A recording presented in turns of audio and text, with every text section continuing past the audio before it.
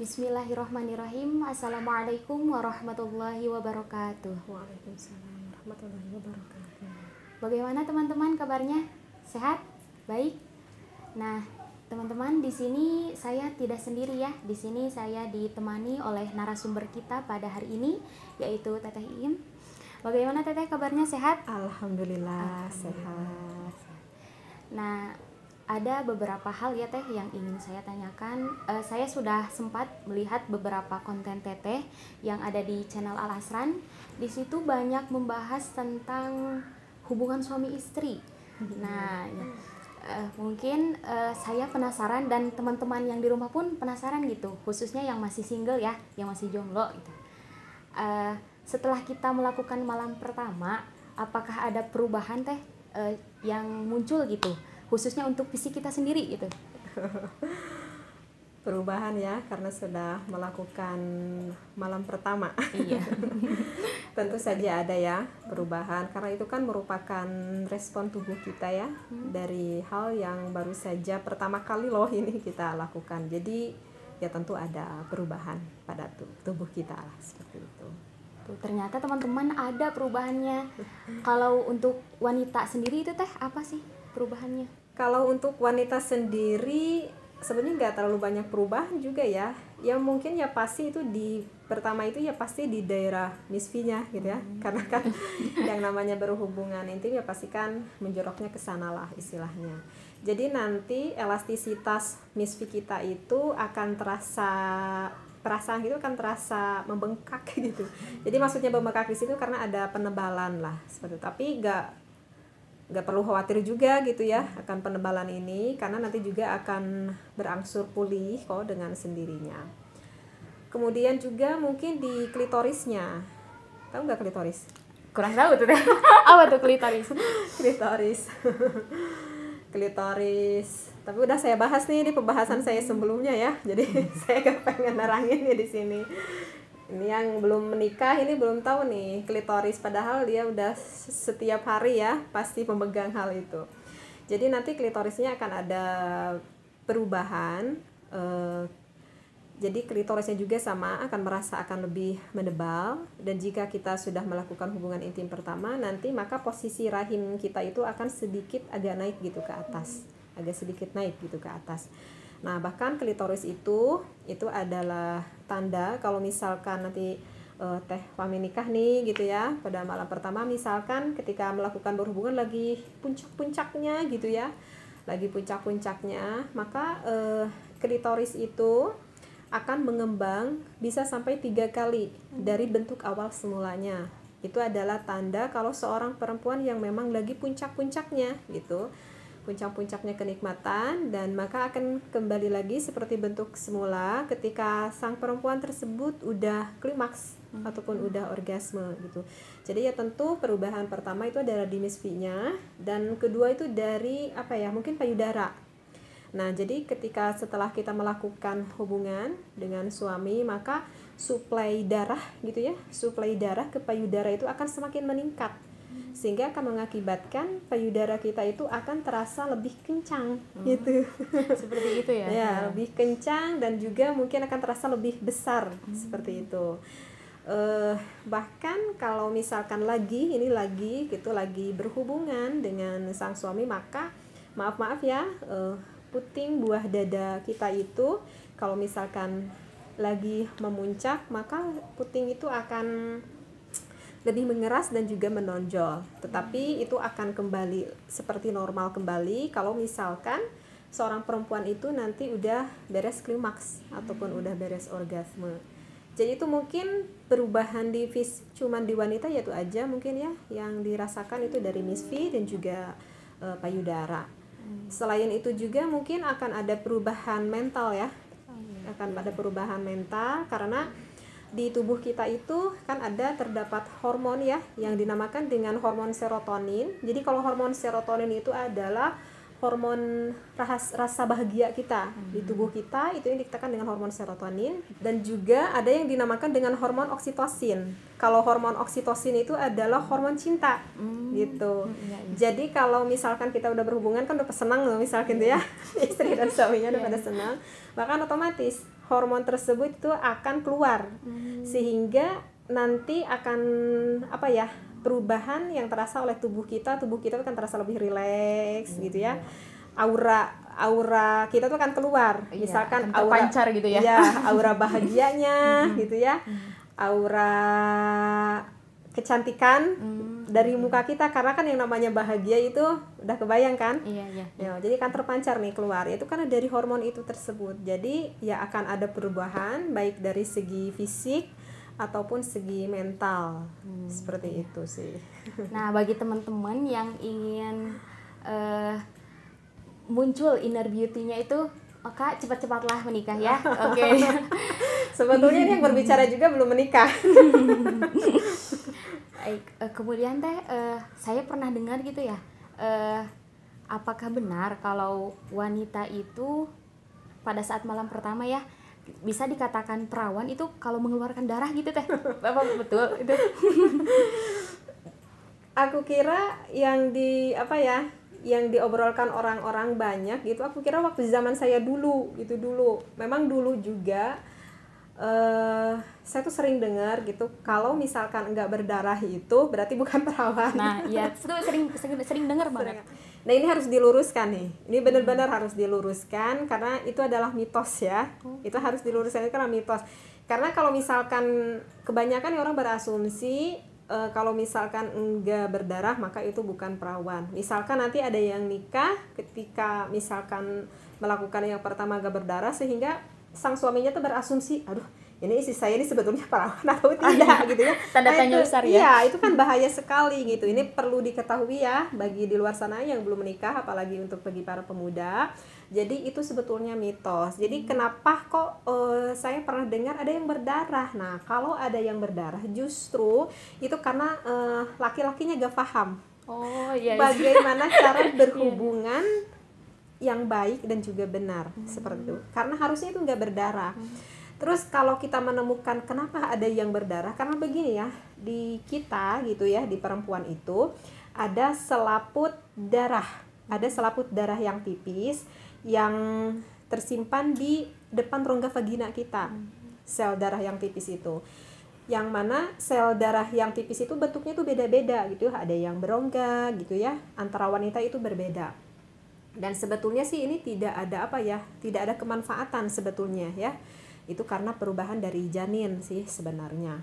Nah, dan tidak semua wanita juga loh mempunyai selaput darah tersebut. Jadi tidak semua wanita itu mempunyai selaput darah gitu. Bahkan selaput darah ini pun bisa robek, bisa sobek sebelum melakukan aktivitas hubungan intim, misalkan karena dulunya pernah terjatuh sehingga sel selaput darahnya itu robek ataupun sobek gitu ya. Ataupun misalkan seorang perempuan yang biasanya yang atlet nih gitu, karena kan sering latihan beban yang berat gitu, sehingga itu bisa saja menimbulkan selaput darahnya itu robek. Jadi kalau misalkan ada yang malam pertamanya sampai berdarah gitu ya, mungkin itu kena ke selaput darahnya, seperti itu alasannya. Nah, justru kalau misalkan berdarah itu laki-lakinya yang nggak piawai. Oh iya. Karena ya, belum paham bagaimana cara berhubungan yang baik dan benar. Jadi seharusnya sih nggak ada keluar darah seperti itu. Jadi itu mitos ya. Mitos. Bagi laki-laki yang belum menikah ya di luar sana, jangan nanti kalau udah menikah gitu, jangan khawatir kalau misalkan si perempuannya itu gak ngeluarin darah. Nah, bukan salah satu tanda-tandanya ya, bukannya artinya gak perawan. Nah, tadi sudah Teteh jelaskan ya. Katanya sakit ya Teh? Emang betul itu sakit? Penasaran? Iya, penasaran. Lupa lagi sakit nggak ya? Lupa lagi, udah belasan tahun, sakit nggak ya dulu? Harusnya sih nggak sakit. Kalau misalkan melakukannya dengan benar itu harusnya sih nggak sakit gitu. Misalkan kalau pernah dengar kok aku mah sakit nih misalkan, itu dikarenakan memang ya maklum lah namanya juga hubungan pertama kan. Jadi laki-lakinya juga kan belum paham bagaimana melakukan hal itu yang baik dan benar, seperti itu. Karena gini ya, kalau pasti ini nggak bertanya juga nggak paham nih karena nggak kebayang nih. Jadi gini ya, di wanita itu kan kalau misalkan seorang wanita itu udah mulai terangsang ya, Teh Fami udah terangsang banget nih, udah terangsang banget, maka di vagina sang istri itu akan mengeluarkan lubrikasi. Jadi lubrikasi itu ada apa ya, semacam lendir-lendir yang keluar dari vagina kita. Kalau misalkan kita nih, kalau misalkan ngaji kan, kita pernah mendengar akan istilah air madhi. Iya, iya. Nah, paham ya? Nah, jadi lubrikasi itu ataupun cairan yang keluar dari vagina itu yang dikatakan dengan madhi. Jadi artinya madhi itu adalah ketika seorang wanita itu ataupun seorang laki-laki tarik-tariknya nih, lagi tinggi-tingginya rasa syahwatnya tersebut, maka itu akan menjadikan pelumas alami. Gitu. Sehingga ketika nanti dimasuki oleh burung suaminya gitu ya, nanti nggak akan terasa sakit. Kenapa? Karena sudah banyak mengeluarkan air madhi ataupun pelumas secara alami tersebut. Jadi kalau misalkan gimana pengalaman pertamanya nggak enak, sakit, nah berarti itu memang laki-lakinya belum paham gitu. Jadi langsung jos aja gitu, tanpa seorang perempuannya itu mengeluarkan dulu cairan-cairan yang secara alami tersebut gitu. Jadi harusnya nanti gak sakit kalau misalkan suami kitanya paham. Oke, baik Teh. Ada nggak sih pengetahuan dasar yang harus kita ketahui gitu sebelum kita melakukan malam pertama tersebut Teh? Pengetahuan dasar itu jelas ada ya. Jadi kita itu harus mempunyai kesepakatan dulu nih, suami istri harus secara tegas. Maksud saya harus secara lugas lah.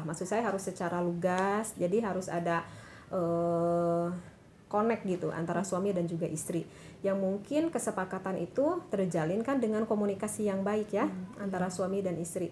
Karena kan ini kan lagi berbicara tentang malam pertama itu kan, jadi kita sebagai istri gak perlu tabu juga kita untuk membicarakan hal itu kepada suami kita gitu. Misalkan contoh gini nih, kalau untuk malam pertama apa ya yang kira-kira kebayangnya, misalkan nanti Teh Fami nih sama suami, misalkan tuh suami tuh bertanya gitu, bagaimana nih rasanya nih misalkan setelah kita lewati malam ini gitu.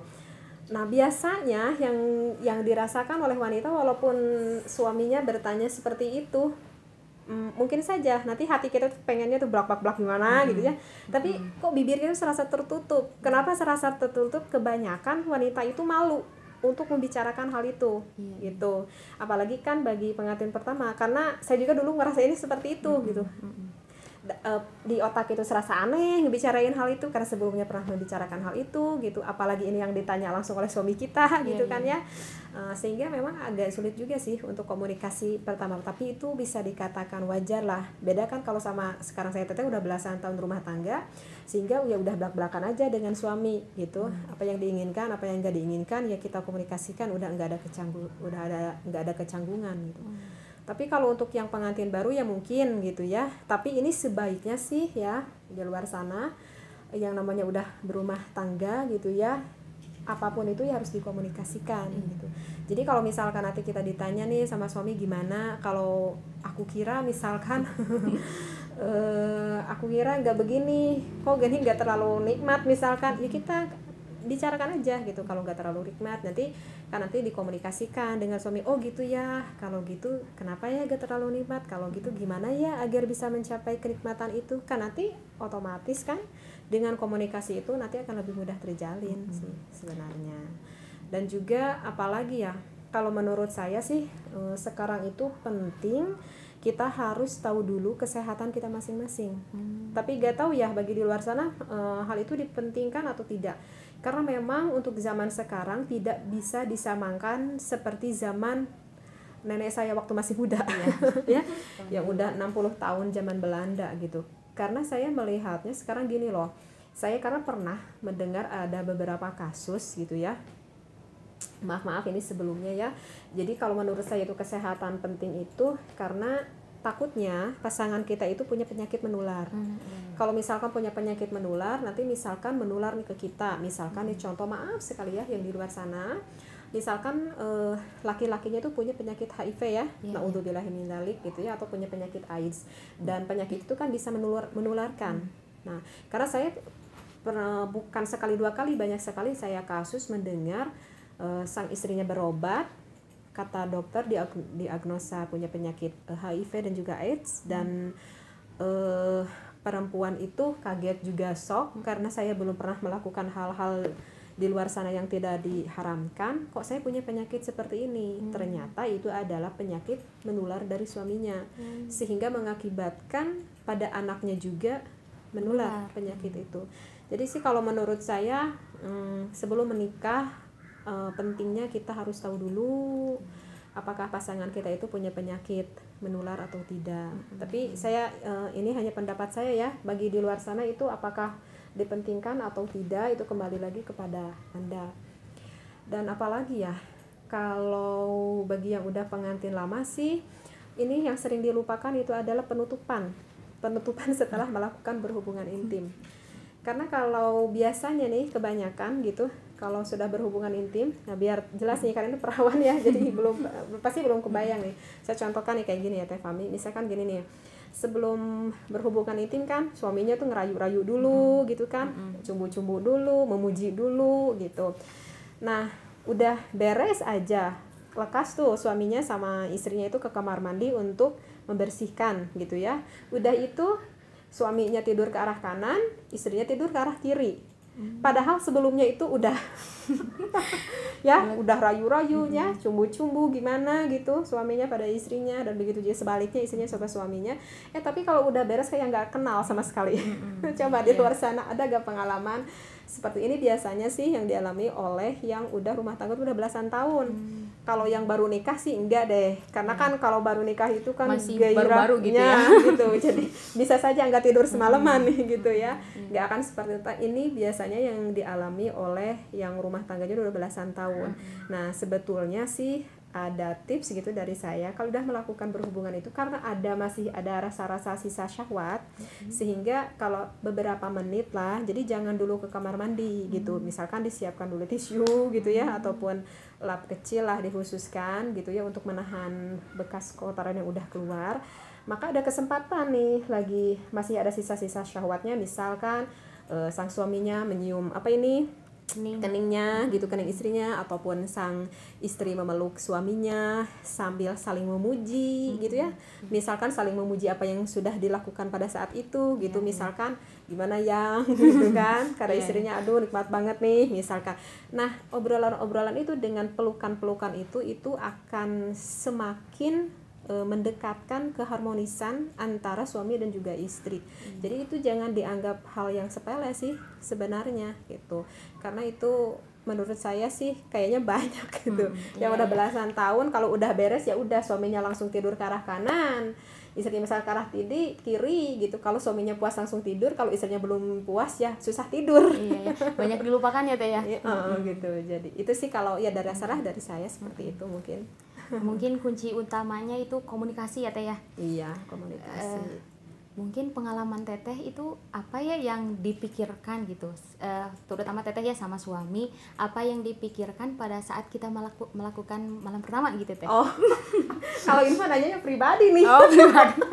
Tadi nanyanya pribadi. Aduh saya udah lupa apa yang dipikirkan dulu, karena rumah tangganya juga udah belasan tahun.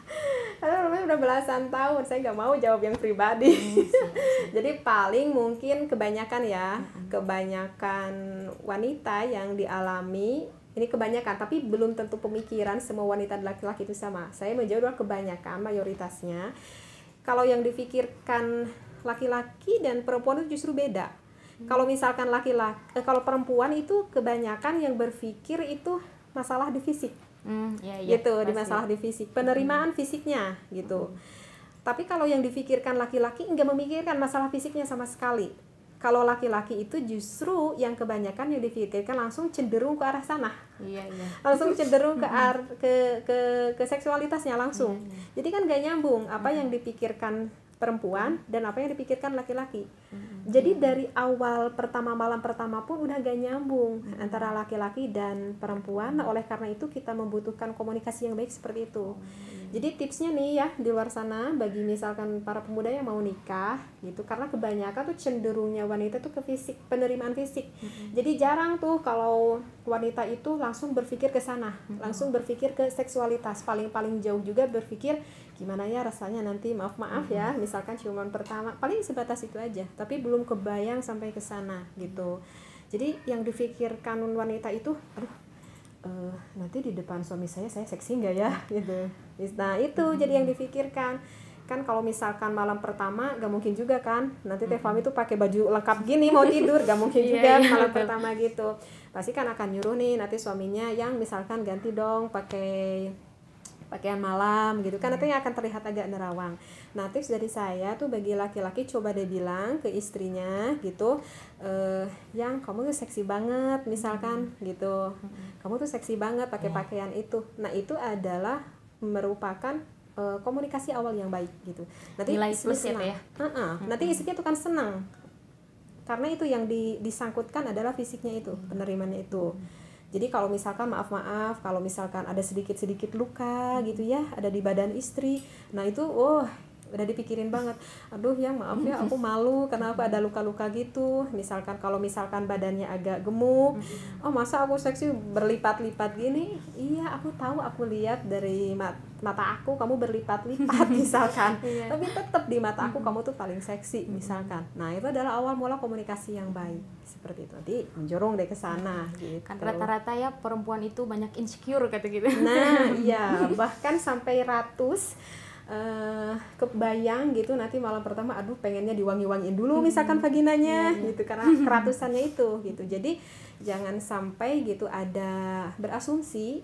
Kalau seorang laki-laki biasanya berasumsi pengennya itu mengharap lebih, tetapi kalau asumsi bagi seorang wanita itu biasanya ada sedikit rasa kecemasan, agak sedikit ketakutan gitu ya. Aduh dia menerima gak akan fisik aku? Nah itu salah satu contohnya sih, kebanyakan gitu. Tapi mungkin juga ada yang berbeda gitu. Nah teh kan contohnya kita nikah ya sama Islam gitu.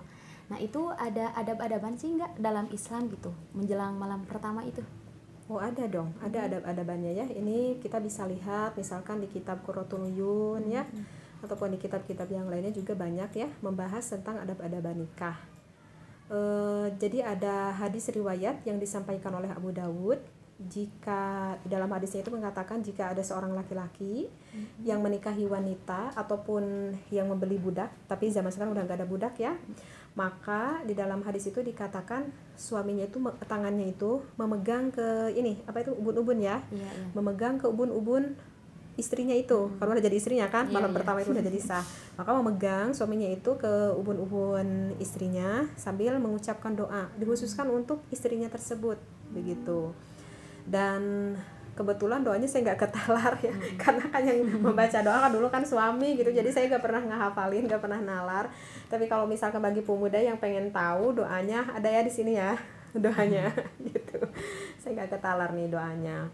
Kemudian setelah itu disunahkan bagi suami dan juga istri itu untuk melakukan sholat sunnah. Jadi sholat sunnahnya berdua aja, gak perlu ngajak mertua, apalagi ngajak tetangga, gak perlu. Jadi cukup berdua aja dan dilakukannya pun berjamaah. Aduh romantis kan? Nah. Romantis sekali itu. Itu pun bagi yang mau.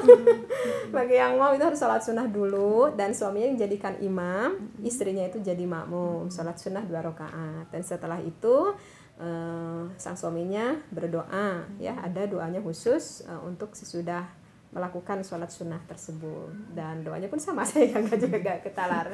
Ada ya di sini ya tulisannya, ini untuk doanya setelah kita melakukan sholat sunnah. Gitu. Jadi nggak langsung ya teman-teman ya. Iya. Jadi ada adab-adaban dulu gitu sebelum kita melakukan hubungan tersebut. Mungkin itu saja ya Teh yang ingin saya tanyakan.